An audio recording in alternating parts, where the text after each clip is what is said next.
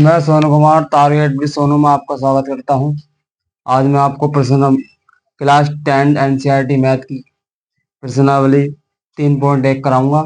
जो पाठ हमारा होगा क्या होगा? दो चरों। पाठ नंबर 3 होगा। पाठ का नाम क्या है? दो चर वाले रैखिक समीकरण युग्म।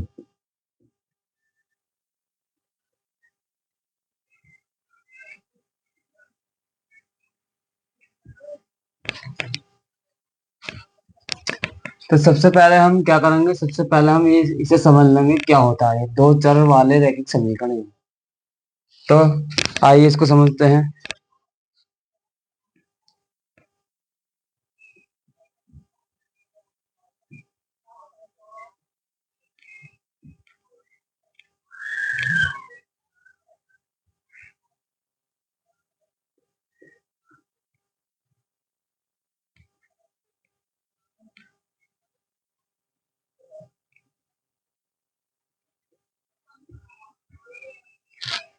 दो चर वाले रैखिक समीकरण वो वे होते हैं जिसको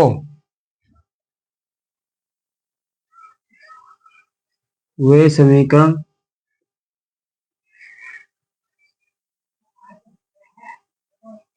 वे समीकरण जिसको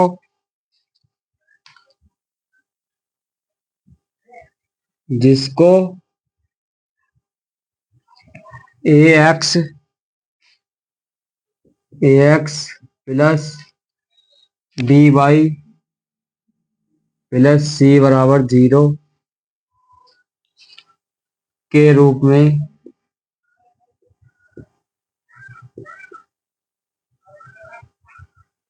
लिखा जाता है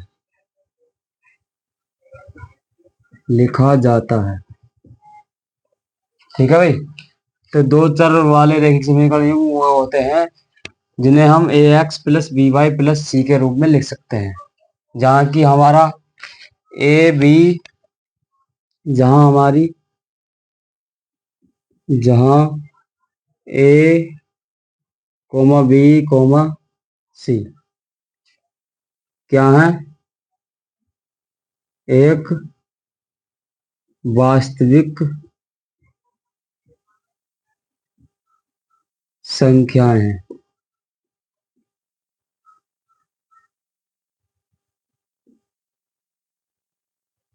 हैं। ठीक है भाई। और ए और बी ए कोमा बी इसके और इसके इनके मान कभी भी शून्य है, यानी कि बराबर नहीं हो सकते, हमेशा शून्य ही होंगे। यानी कि लिख देंगे ए और ए कोमा बी हमेशा शून्य नहीं हो सकते। ए कोमा बी हमेशा शून्य नहीं होंगे। ठीक है भाई। तो ए और बी के मान जो हमेशा क्या है? शून्य नहीं होंगे, यानी कि बराबर होंगे हमेशा।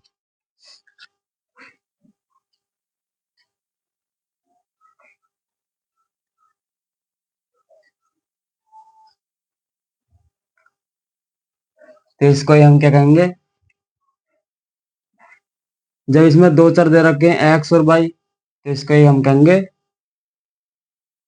ये रैखिक। अतः यह है रेखीय समीकरण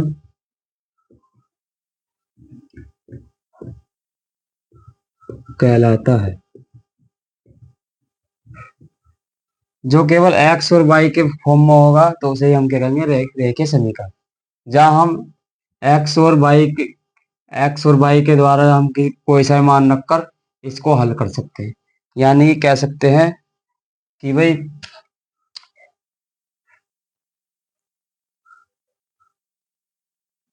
जहां हम एक्स जहां हम एक्स कोमा वाई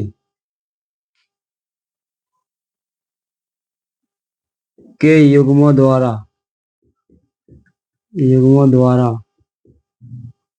हम युग्मों द्वारा मान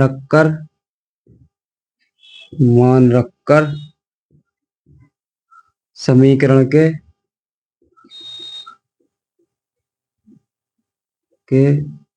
दोनों पक्षों को हल कर सकते हैं।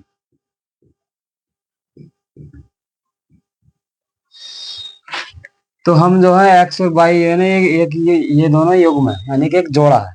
इसके हम जो है एक्स के और वाई के मान रखकर हम जो इसके हम दोनों पक्षों को हम हल कर सकते हैं। ठीक है भाई, यानी कि एक्स और वाई के मान रखकर हम इस वाले समीकरण को हल कर सकते हैं और इसके मान निकाल सकते हैं किसी भी समीकरण के। ठीक है भाई, तो यही हमारे क्या होती है, दो चर वाली रैखिक समीकरण होती है। यानी कि हमारी रेखीय समीकरण जो होगी A X plus B Y plus C के रूप में ही होगी। ठीक है, और जहाँ हमारे ए बी सी एक वास्तविक संख्याएं होंगी और ए और बी के मान हमेशा से क्या होंगे, शून्य नहीं होंगे, यानी कि बराबर होंगे। कहने का मतलब ये है। तो यही इसको ही हम क्या कहेंगे, रेखीय समीकरण। बस आज के लिए इतने ही जान देंगे। इसके सवाल बहुत लंबे हैं, सवाल हम अगले पार्ट में करेंगे। Thank you.